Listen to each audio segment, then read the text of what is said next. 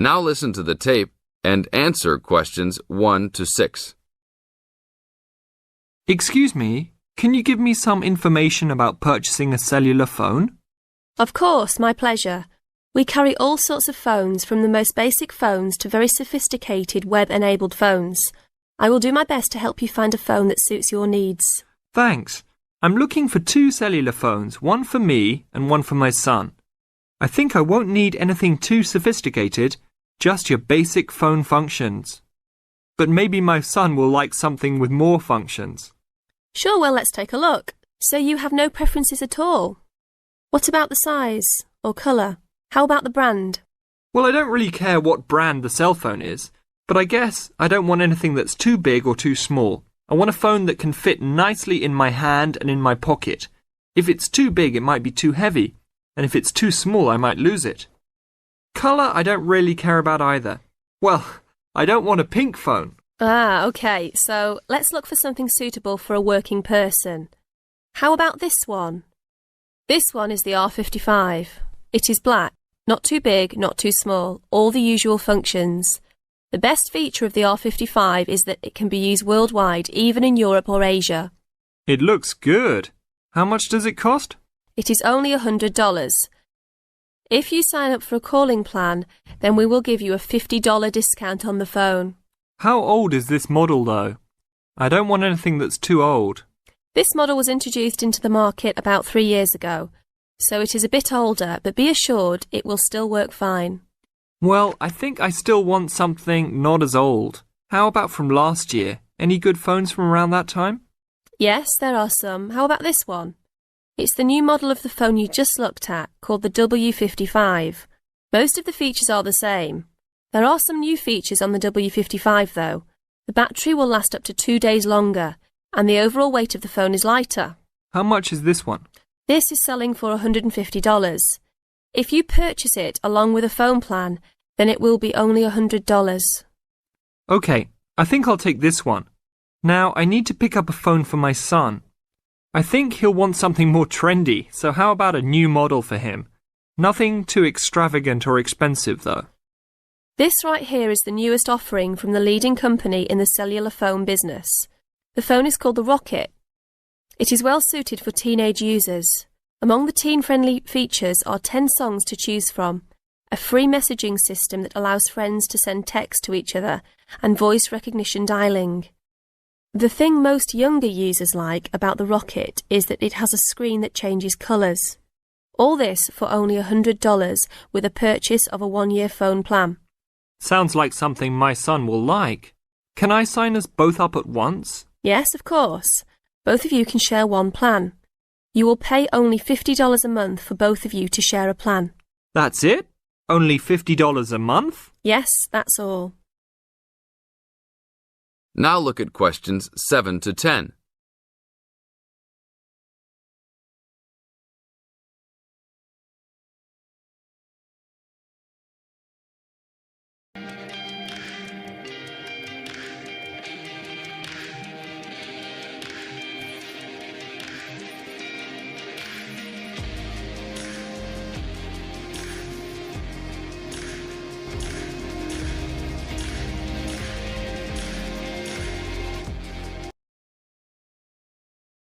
Now listen to the tape and answer questions 7 to 10. OK, I will need your information. Name and address, please. Richard Derek Jones. What's your profession? I'm an engineer. Address, please. 322 First Street, San Francisco, California. And phone number, please. 621-360-7601. Oh, sorry, that's the wrong number. 621-360-7610. How many phones do you want activated onto your plan? 2 for now. Thank you very much. Your phones will be ready in a minute. That is the end of part 1. You now have half a minute to check your answers.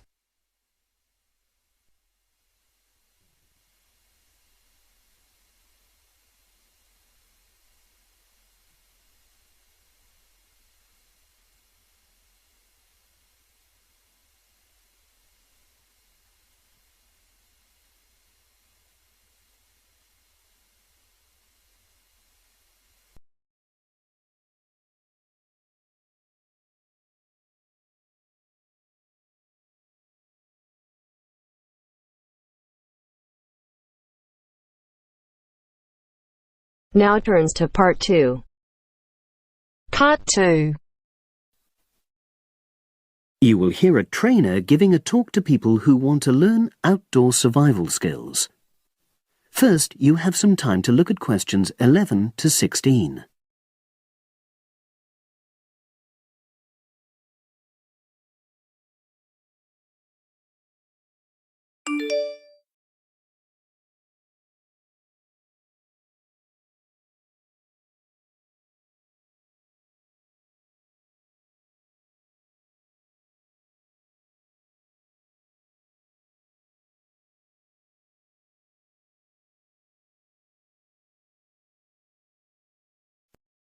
Now listen and answer questions 11 to 16. Good morning, everyone, and welcome to our outdoor survival program. As you know, this week you'll be learning some of the basic information and skills you need to look after yourself independently in the outdoors. These first 2 days will be based here in the classroom, and then we'll be taking a camping trip to put into practice some of the things you've learned. I'm going to start off with the topic of food. And to start with, I'll describe just 2 methods which we'll be putting into practice at our camp, and which make use of natural resources: the steam pit and the bamboo pot. I've got 2 posters here to make things clearer, and I'll start with the steam pit here. To make this, you'll need some dry sticks, some grass, some loose earth, and some stones. And for this week only, some matches. The first thing you do is to dig a shallow pit in the place you've chosen to do your cooking. Let's say about 25 centimeters deep and 30 centimeters wide. Your sticks have to be a bit wider than the pit because you have to put a line of them along the top from one end of the pit to the other. Before setting light to these, you take some large stones and arrange them on top. Then you start the fire and wait till the wooden platform burns through and the stones fall into the pit. At this point, brush away any pieces of hot ash from the stones. You can use a handful of grass and then take another stick and push it down into the center of the pit, between the stones. After that, you cover the whole pit with a thick layer of grass. And then you can put your food on it, wrapped in more pieces of grass, like parcels. Finally, cover the whole thing with earth. You have to pat it firmly to seal the pit. Then all you have to do is take the stick out and pour a bit of water into the opening that it leaves. It should take about 4 hours for your food to cook, as it cooks slowly in the steam that's created inside the pit. Now you have some time to look at questions 17 to 20.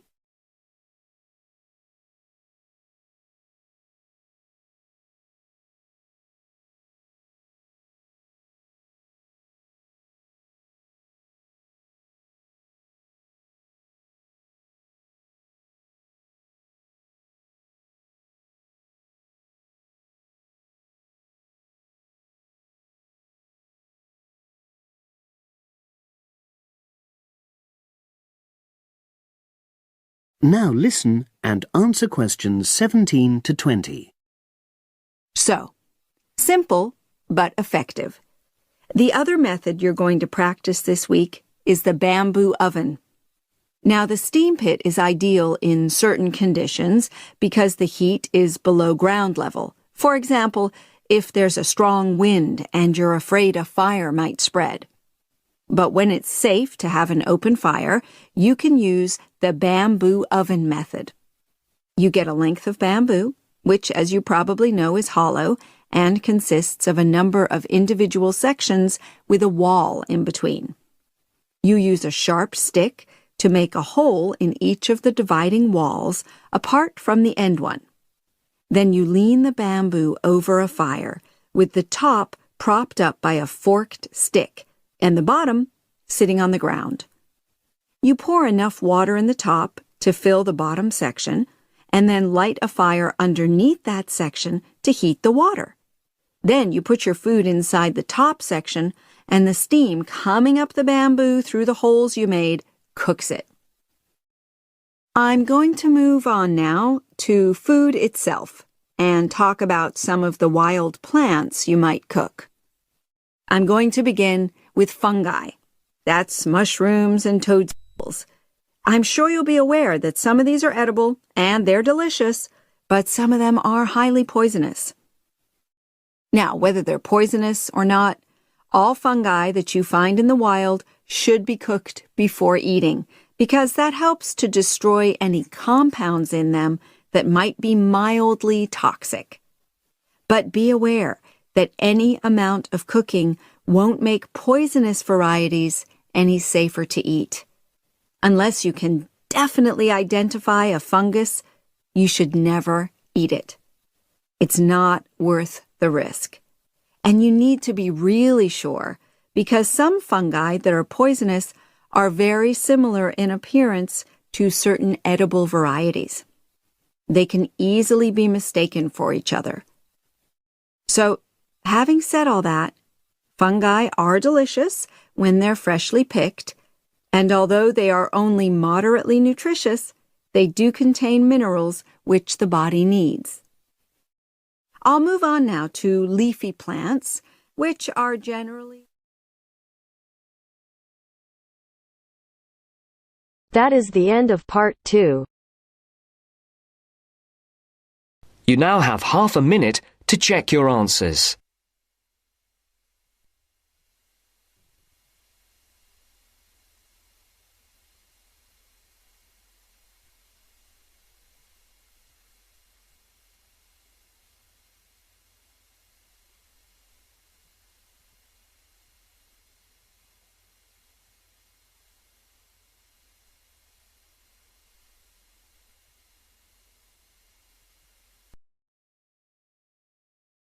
Now turns to part 3. Part 3. First, you have some time to look at questions 21 to 26.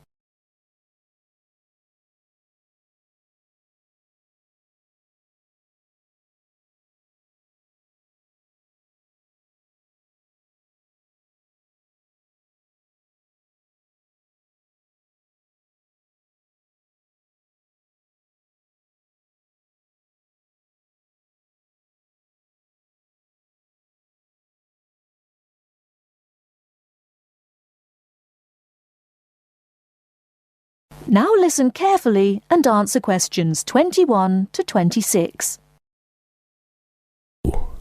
So, what was it like in your school then, Lynn? Well, South African schools are very different from schools in Australia. For a start, children don't start their schooling until they are 7, quite a bit later than schools in Australia. What about New Zealand, Gail? We're more like Australia. I can't believe children don't go to school until they are 7. When do the parents get any free time? Well, there's still the availability of kindergartens or play schools. It's just that formal education doesn't start until later. I don't think it's such a good idea for children to have to be too academic at such a young age. They should be able to just enjoy themselves. Well, yeah, but the first school children go to isn't really very academic. It's just an opportunity for children to learn a few basic social skills by playing and learning with other children. Yes, I'd agree with that. I guess being so close, Australian and New Zealand schools must be similar then. Well, I suppose they do share a lot of similarities, but there are also some differences. For example, children in New Zealand go through intermediate school, but in Australia there's only high school. That's right, isn't it, Pat? Yeah, I think so. What about South Africa, Lynn? Do you have an intermediate or high school? Oh, high school. And now the difference between Australian and New Zealand education is that although both countries have state schools and private schools, our private schools are very often run by religious groups, whereas New Zealand schools are secular. That's not true. There are quite a few religious schools in New Zealand. Oh, OK, maybe we are similar. Only a few South African schools have any religious connection, so I guess we're different. Most people go to state schools. Pat, is it true that some people from your country don't have to go to school at all? Well, that's partly true. Because of the geography of Australia, there are a lot of children who do not have access to schools, at least on a regular basis. Instead, they have a form of correspondence education, where the lessons are actually on the radio and the students send their work in by post. That way they get a lot of what they would if they were in the classroom, apart from the interaction. In New Zealand, not all students have to go to school either. Some parents have opted for homeschooling. Oh, is that like correspondence teaching? We don't really have that. Well, we do have correspondence schools, but homeschooling is different. With homeschooling, the parents teach the children and set them homework.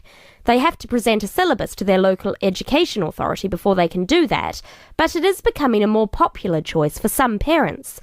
I suppose it also suits parents' own commitments. I mean, they don't have to worry about collecting their children from school, and they can always teach over the weekend or in the evening if they want to. Is the school day normally quite long then? Not in New Zealand, but I think it can be in Australia. Yeah, that's right. I think Australia is unusual in that there are extracurricular activities which you have to go to.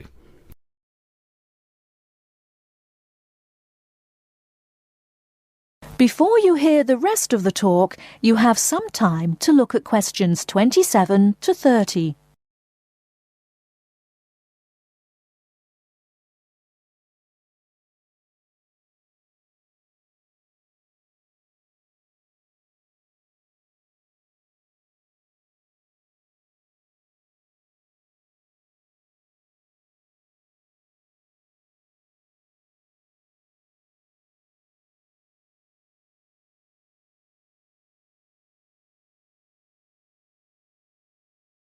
Now listen and answer questions 27 to 30.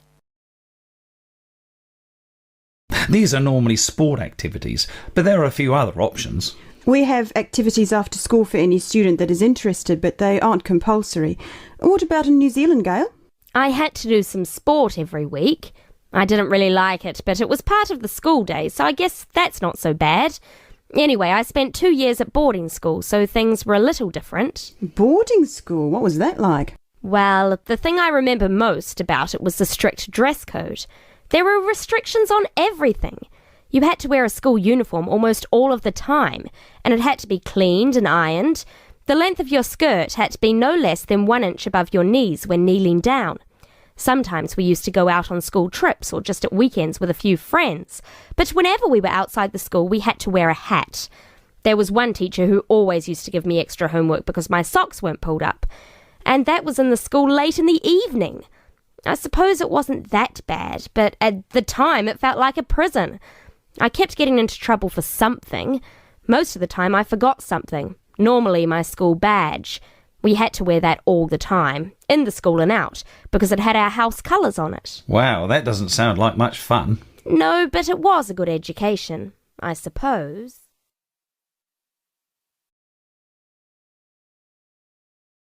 That is the end of part 3. You now have half a minute to check your answers.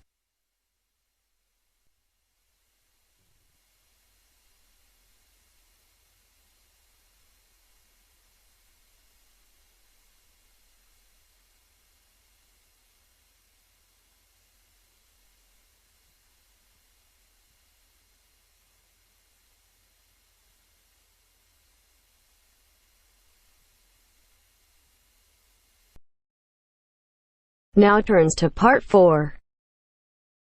Part 4. Going to hear a conversation between two students. They are talking about the English bars. As you listen, complete the notes below. First, you have some time to look at questions 31 to 40.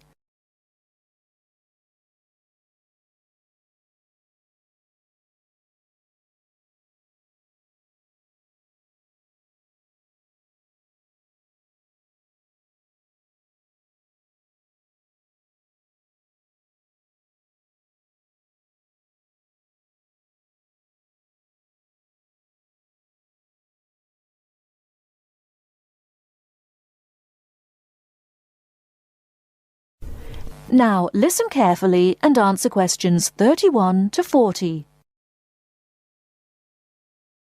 Kevin, could you tell me something about the bars? I have never been to a bar. You see, Steve, my classmate, has invited me to go to a bar tonight. I see. You know, the word bar means a room in a pub.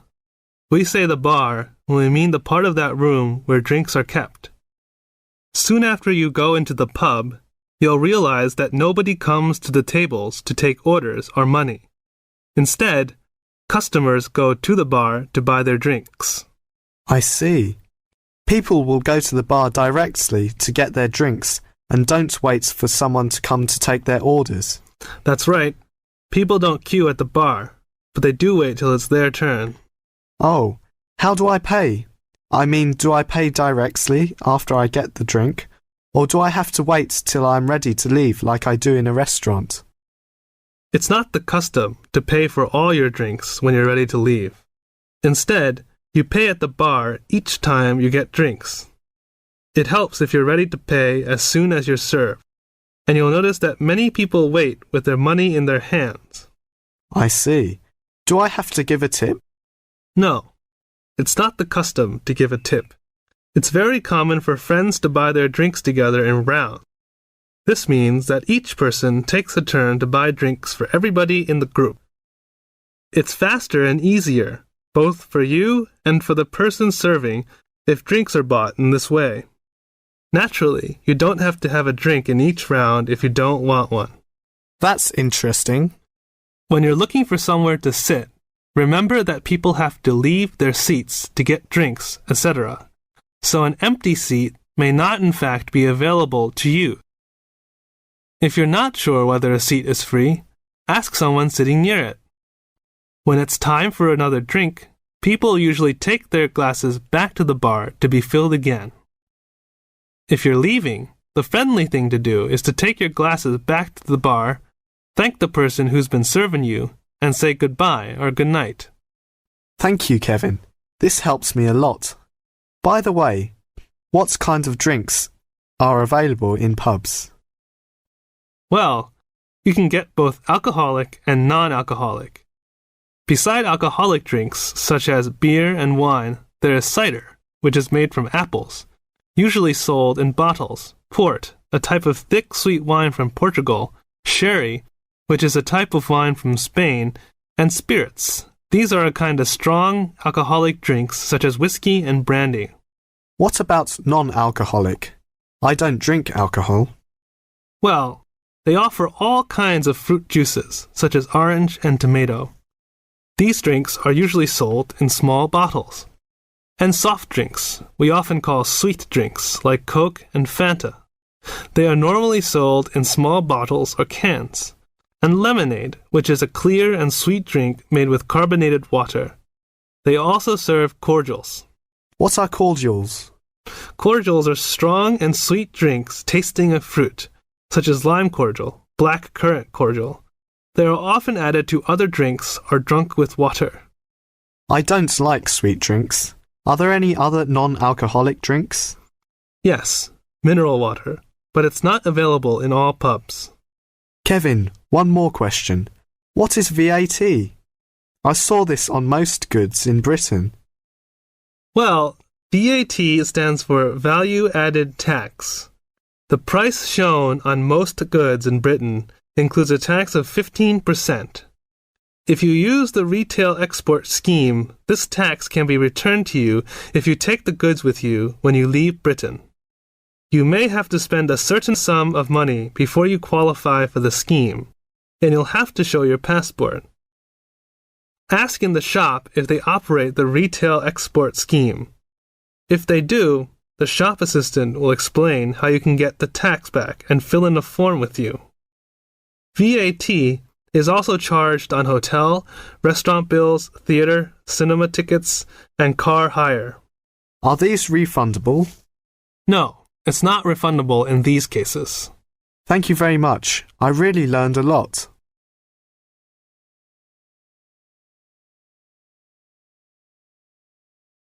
That is the end of part 4.